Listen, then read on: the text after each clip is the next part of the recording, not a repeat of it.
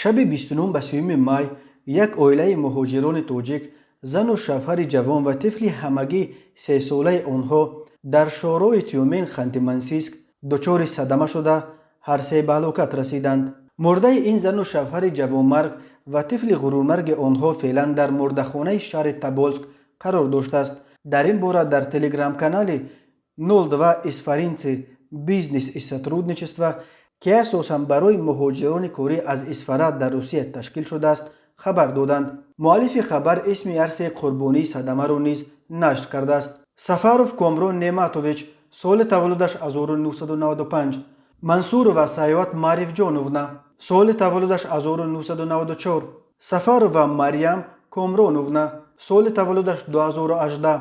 درباره هلاک شده ها معلومات بیشتر هنوز به دست نرسیده است.